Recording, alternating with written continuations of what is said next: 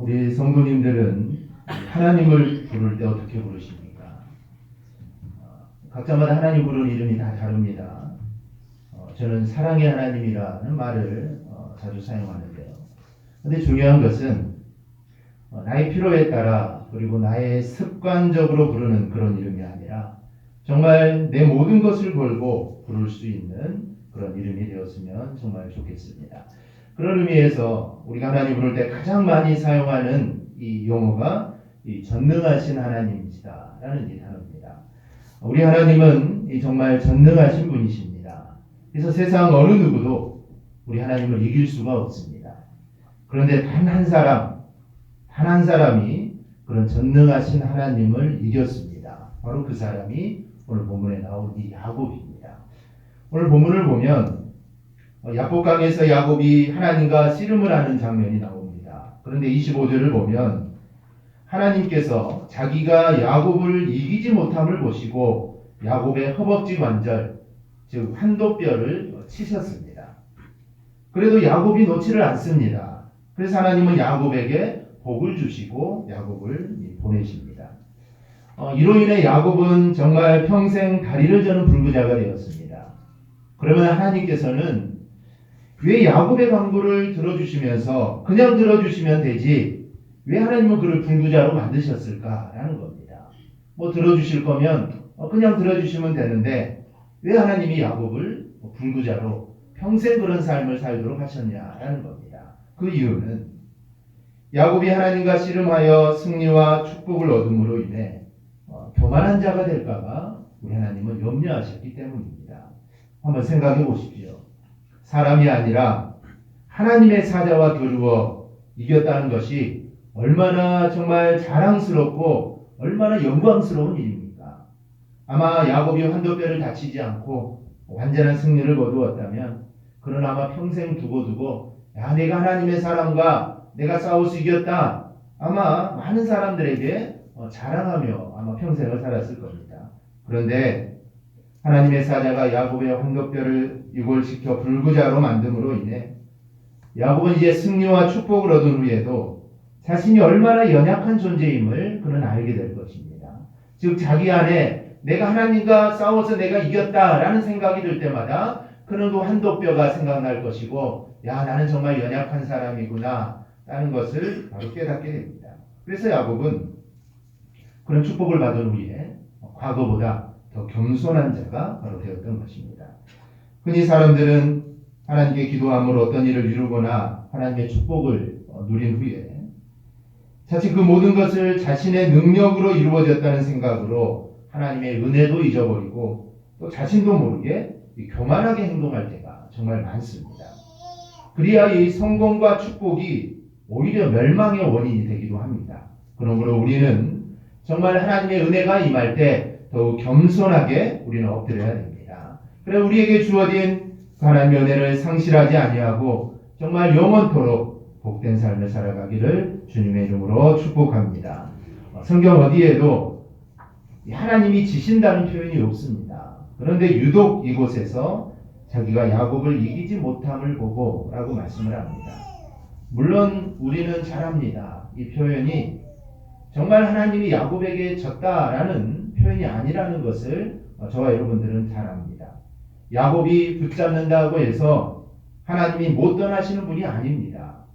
야곱의 의사와 상관없이 하나님은 당신의 의지대로 하실 수 있는 분이 우리 하나님이십니다. 왜냐하면 서두에 말씀드렸듯이 하나님은 전능하신 하나님이시기 때문입니다. 그러니까 여기서 자신이 야곱을 이길 수 없다라는 이 표현은 사실적인 표현이라기보다는 이 하나님의 의지적인 표현입니다.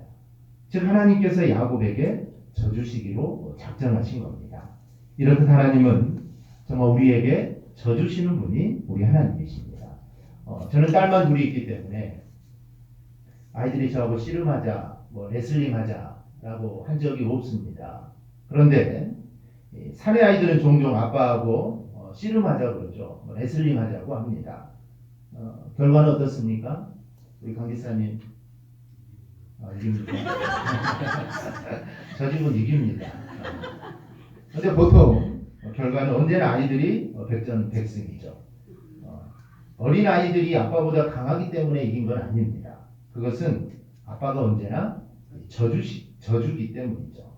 만약 우리 강성강 기사님처럼 정말 아이들을 제압한 후에 두 팔을 벌리면서 야 내가 이겼다라고 말하면 그 아빠는 온전한 정신을 가진 아빠라고 말할 수가 없겠죠.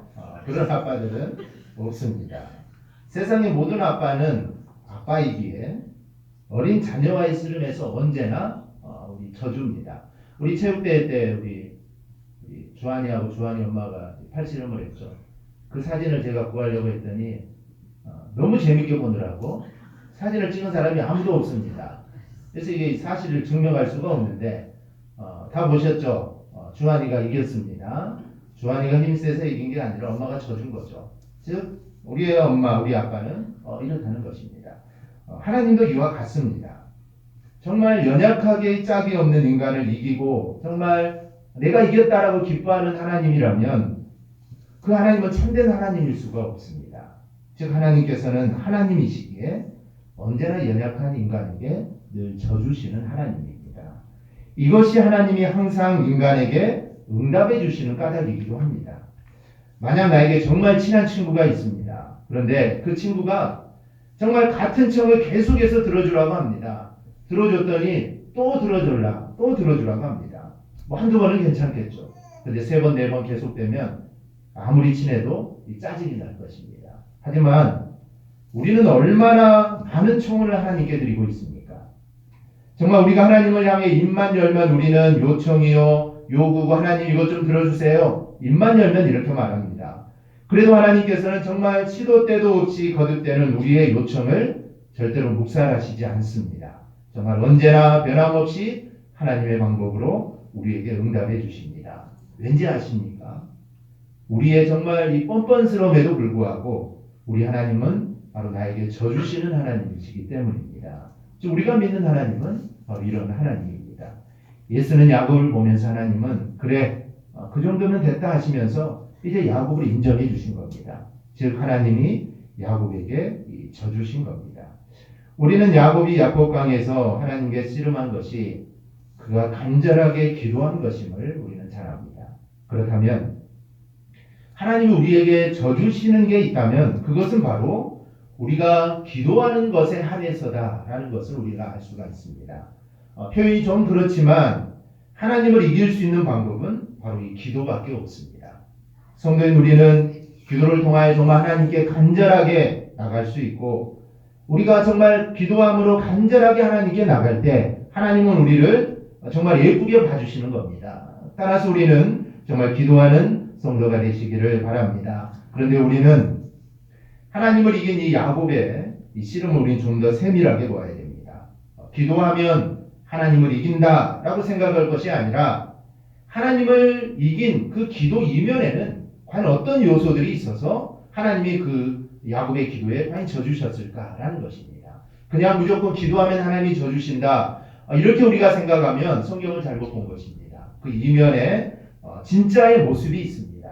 정말 하나님이 져줄 수밖에 없었던 그 모습이 야곱에게 있었다라는 것입니다. 첫째는 피할 수 없는 일을 만나게 됩니다.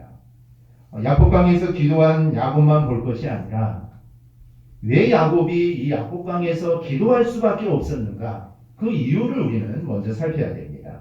1절부터 보면 아시겠지만 야곱이 자신의 모든 육축과 가솔들을 다 강을 건너 보냅니다. 그리고 유독 자신만 그 강을 건너지 못합니다. 그리고 나서 하나님과 씨름할 수밖에 없었던 이유는 바로 형 에서가 두려웠기 때문입니다. 야곱이 형을 이토록 두려워하는 이유는 우리가 오래전 이야기로 좀 거슬러 올라가야 됩니다. 야곱과 에서는 즉 에서와 야곱은 쌍둥이입니다. 그런데 야곱은 태어날 때 그냥 태어나는 것이 아니라 형의 발 뒤꿈치를 잡고 태어났습니다. 이 말은 내가 정말 형이 되고 싶었는데 너무 억울하다는 것이죠. 그래서 발 뒤꿈치라도 잡고 태어난 겁니다. 그만큼 야곱은 욕심쟁이였습니다. 욕심이 많았다는 것이죠. 아버지 이삭은 죽기 전에 에서의 사냥한 짐승으로 이 별미를 먹은 후에 형인 에서에게 축복을 하려고 했습니다. 그때 야곱은 형 에서가 사냥을 하러 나간 그 사이에 양을 잡아서 별미를 준비해서 형인 척 아버지를 속이고 축복을 가로채게 됩니다. 에서인 줄 알고 정말 모든 축복을 다 했는데 축복이 끝나자 에서가 사냥감을 가지고 와서 별미를 만들어 아버지에게 주면서 자기에게 축복해 달라고 합니다. 그제야 이삭은 야곱이 자신을 속이고 축복받은 것을 그때 알게 됩니다. 그래서 에서가 그럼 남은 축복이라도 좀 나에게 해달라고 했지만 남은 게 없다라고 이렇게 말을 합니다. 그런데 이것만 있었던 것은 아닙니다. 그 전에 자신 에서가 사냥하고 와서 정말 배가 고픈데 야곱이 팥죽을 갖고서는 막 약을 올립니다. 즉 형이 배고플 때를 기다렸다가 그때 이 팥죽을 쓰는 겁니다. 그러면 형이 얼마나 먹고 싶겠습니까? 그래서 약을 올리는 것이죠. 그래서 장자의 권리를 내주고 이 팥죽을 먹은 일도 있습니다. 그러니까 야곱은 형 에서에게 정말 여러 차례 골탕을 먹인 일들이 있습니다. 그런데 이 아버지의 축복을 가로채는 건 너무나 큰 일이었습니다. 그래서 형 에서가 아버지가 돌아가시기만을 기다립니다. 아버지가 돌아가시면 어떻게 하겠다? 죽이겠다. 아버지가 돌아가시면 너는 죽은 목숨이다. 아버지가 돌아가시기만을 기다리고 있습니다. 그래서 어머니 리브가가 야곱을 보호하려고 외삼촌 라반의 집으로 보내게 됩니다. 1절 이하에 잘 나타나시지 하나님께서 그래도 정말 야곱에게 복을 주셔서 라반의 집에서 장가도 가게 되고 또 많은 육축을 갖게 돼서 이제 성공한 모습으로 고향 땅으로 돌아갑니다. 그런데 형이 군사 400명을 이끌고 지금 자신에게 오고 있다는 소식을 들으니 야곱은 전에 했던 그 잘못이 이제 생각나기 시작합니다. 아버지를 속이고 형 대신 축복받은 일로 자신을 죽이러 온다는 생각을 갖습니다. 사실 고향 땅으로 돌아가면 반드시 해야 될 일이 있습니다. 그것은 바로 형 에서를 만나는 일입니다. 이것은 피할 수 없습니다. 더구나 자신이 형에게 큰 잘못을 했기 때문에 그에 대한 문제를 반드시 해결을 해야 됩니다. 이것은 없어지거나 사라지는 것이 아닙니다. 어떤 사람은 이렇게 이야기하기도 합니다. 이미 태어나기 전부터 하나님께서 야곱을 택하고 에서를 버린 게 아니냐. 그러니 야곱이 한 일을 그 자체는 하나님의 뜻대로 된 것이 아니냐라고 이렇게 말하기도 합니다. 물론 로마서 9장 13절을 보면 기록된 바 내가 야곱은 사랑하고 에서는 미워하였다 하심과 같으니라. 즉 이들이 태어나기 전에 하나님은 이미 야곱을 선택하셨습니다. 그리고 에서는 버리셨다. 이렇게 말씀합니다. 그렇다고 야곱이 취한 이 야비한 행동이 절대로 정당화되는 것은 아닙니다. 정말 우리가 그런 실수들을 많이 하죠. 좀 하나님의 말씀을 핑계삼아 우리가 일들을 행할 때가 있습니다. 그런데 그건 절대로 하나님의 뜻이 아닙니다. 아버지 이삭을 속여서 축복을 받아내는 것, 이거는 절대로 하나님의 뜻이 아닙니다. 야곱이 가만히 있었으면 당연히 하나님은 다른 방법을 통해 야곱이 축복을 받을 수 있도록 하셨을 겁니다. 왜냐하면 하나님은 야곱을 택했기 때문입니다. 그리고 야곱을 통해 이 믿음의 이 계보를 이어가도록 하시기 때문입니다. 따라서 하나님께 야곱을 선택하셨고 그의 잘못된 행동까지 정당화되는 것은 절대 아닙니다. 에서에 대한 야곱의 잘못된 행동은 당연히 하나님 앞에서 용서를 받아야 되고 또 하나 형 에서와도 이 문제는 반드시 풀어야 합니다. 고향 땅으로 돌아가면 형 에서와 만나지 않을 수 없기 때문입니다. 이것은 반드시 해결해야 될 문제입니다. 내 실수나 잘못한 것이 있다면 반드시 만나서 풀어야 합니다. 야곱과 같이 형 에서에게 잘못한 일은 반드시 형 에서를 만나서 푸는 과정이 반드시 있어야 합니다. 그게 형벌을 받는 것이라면 그거 역시 피하지 않고 받아야 됩니다. 늦추는 것도 지혜로운 것이 아닙니다. 어차피 만나야 하는 것이라면 일부러 시기를 늦출 필요도 없습니다. 그런데 본문이 주는 교훈은 그렇게 정말 피할 수 없는 일, 그리고 꼭 만나야 하는 일이 있다면 기도하면서 만나라라는 것입니다. 만나면 어떻게 되겠지, 만나면 어떻게 해결되겠지가 아니라 그런 일조차도 하나님께 매달리면서 만나야 합니다. 하나님께서는 그런 사람에게 줘주시는 겁니다. 정말 그냥 될 대로 되라, 어떻게 되겠지, 만나면 되겠지, 이런 사람에게 줘주시는 것이 아니라 정말 그런 일이라 할지라도 하나님께 기도함으로 나아갈 때 하나님은 그 사람에게 져주십니다. 우리가 야곱의 삶을 통해 우리가 볼 수 있는 것이 바로 이것입니다. 그러므로 나에게 정말 피할 수 없는 일들, 내가 정말 꼭 해결해야 될 일들이 있다면 우리는 반드시 기도하면서 하나님께 아뢰기를 축원합니다. 그러면 하나님이 나를 만나 주실 줄 믿습니다. 그리고 하나님 반드시 나에게 져주실 것입니다. 우리는 정말 모든 문제들을 우리를 긍휼히 여기시고 나에게 져주시는 정말 아빠와 같은 하나님께 아뢰며 나아가기를 주님의 이름으로 축원합니다. 둘째는 문제에 대처하는 자세를 우리가 보아야 합니다. 야곱이 기도해서 문제를 해결했지만 우리는 기도는 만능이다라는 식으로 본문을 해석해서는 절대로 안 됩니다. 그렇게 간단하게 볼 내용이 아닙니다. 본문 앞부분 1절에서 23절을 보면 야곱이 단지 기도만 한 것이 아닙니다. 야곱이 기도만 하지 않았습니다. 이 부분을 제대로 보지 않고 우리는 기도는 만능이다, 이런 식으로 섣불리 결론을 내려서는 안 됩니다.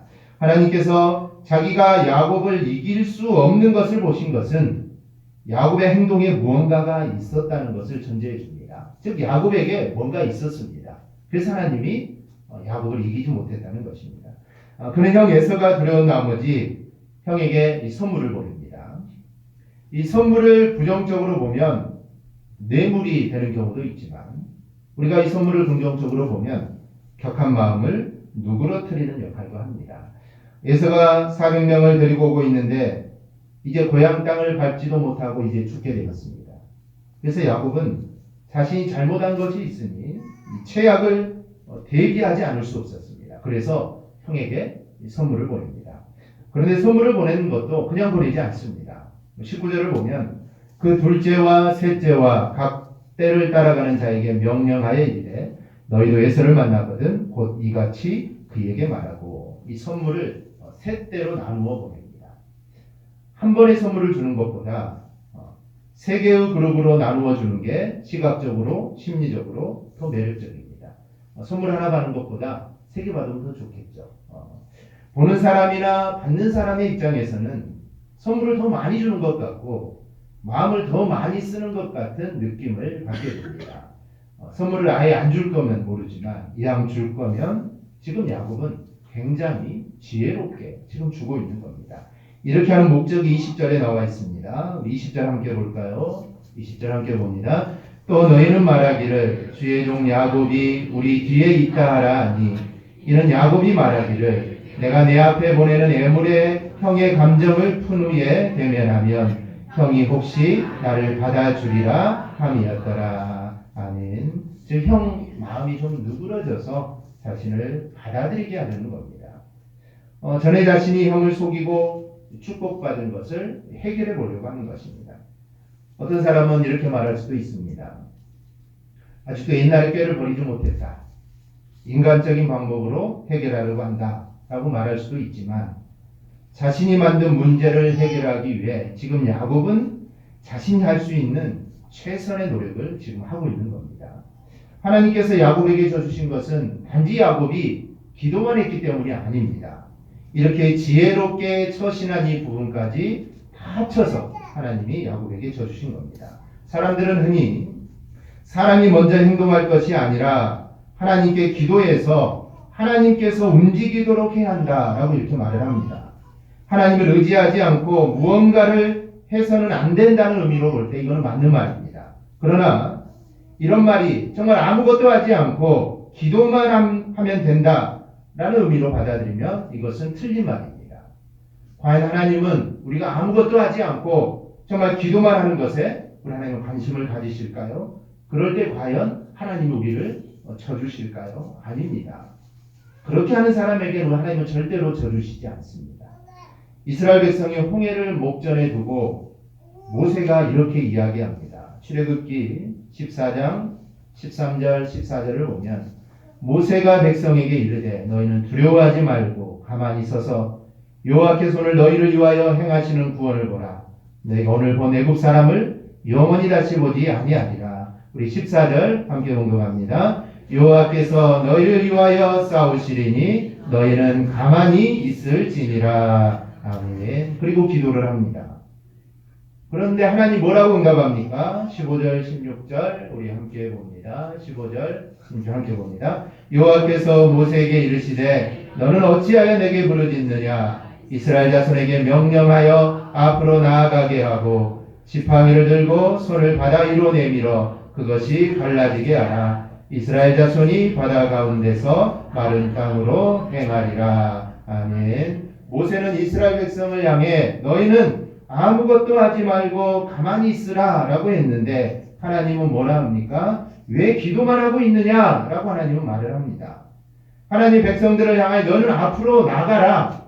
모세를 향하여 너는 지팡이를 들고 물을 내리치라 라고 말씀합니다. 즉 너희는 지금 가만히 기도만 하고 있을 게 아니라 기도도 해야 되지만 마땅히 자신들의 할 일도 하라 라고 하나님은 말씀을 합니다.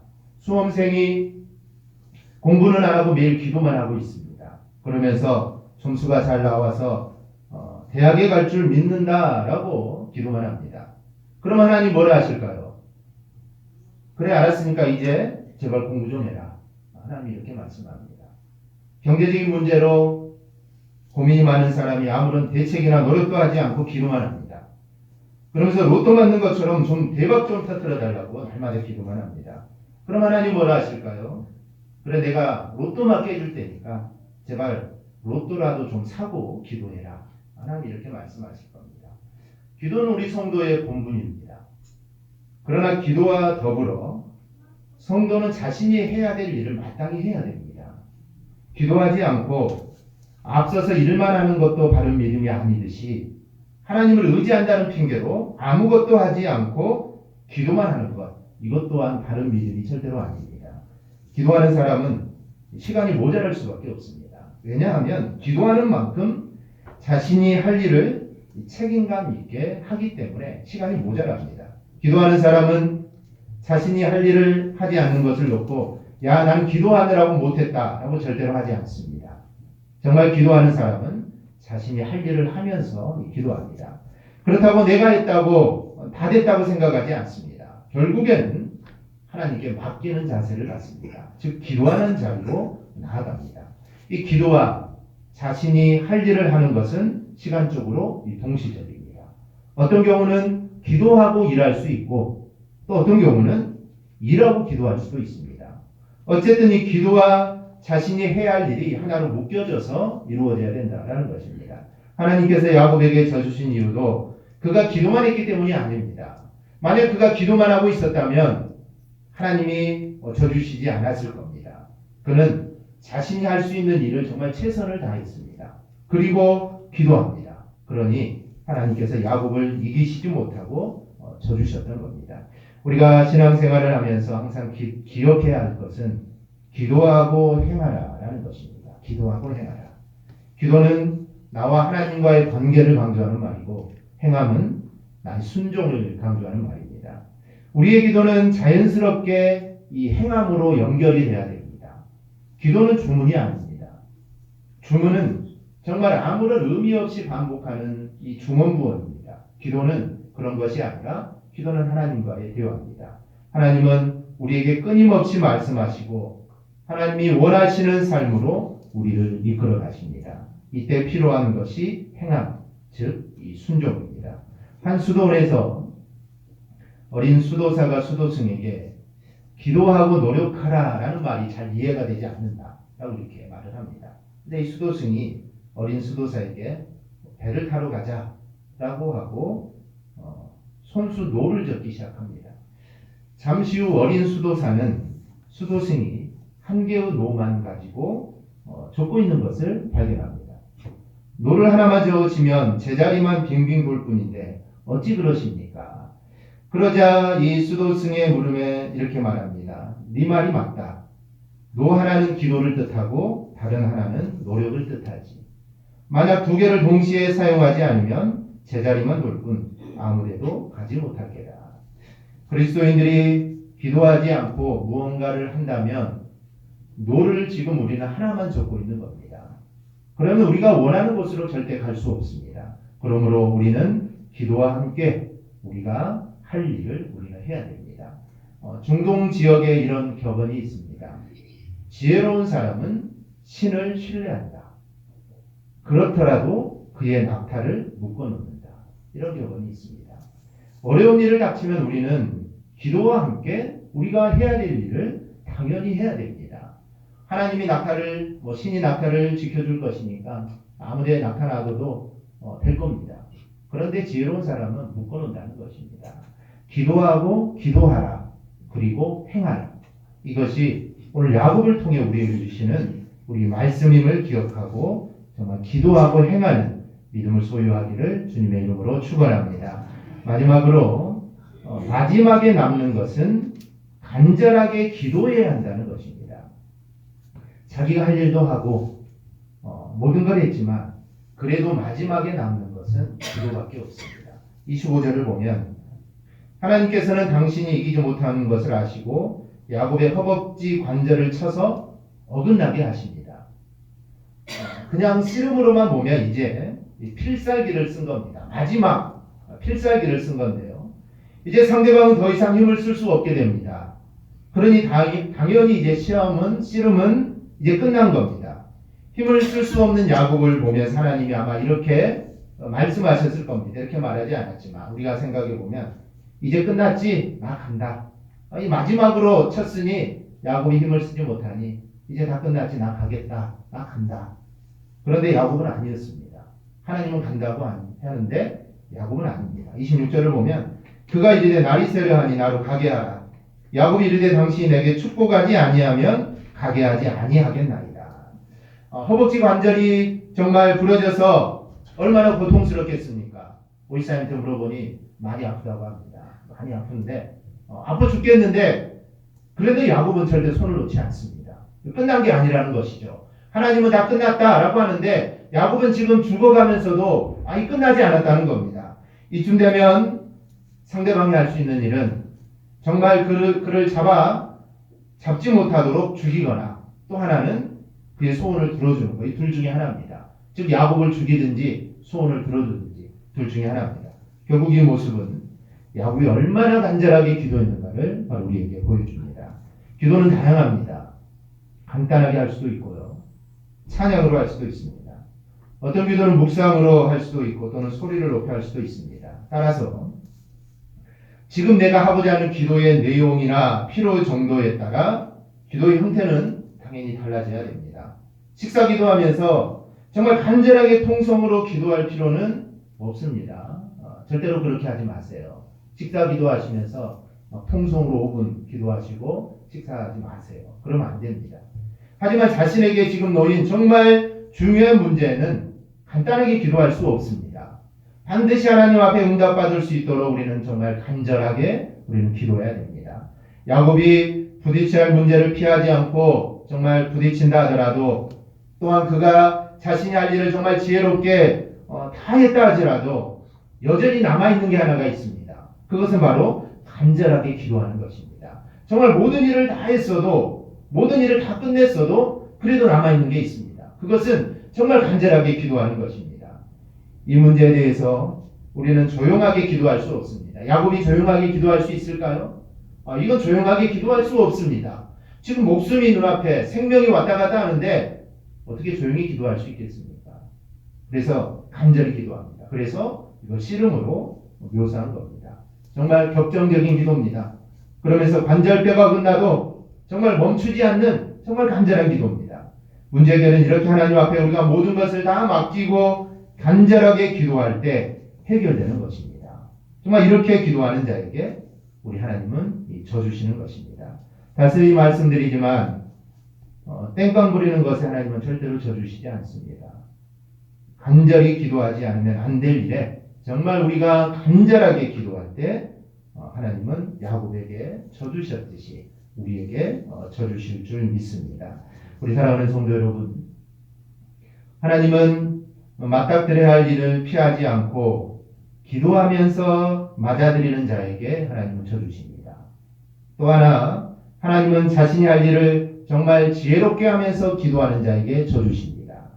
하나님은 당신의 성도가 회피하지 않고 자신이 할 일을 하면서 정말 마지막까지 간절하게 기도할 때 우리 하나님은 져주십니다. 우리 모두가 정말 다 야복 강가의 야곱이 되기를 축복합니다. 그래서 우리 앞에 놓여 있는 정말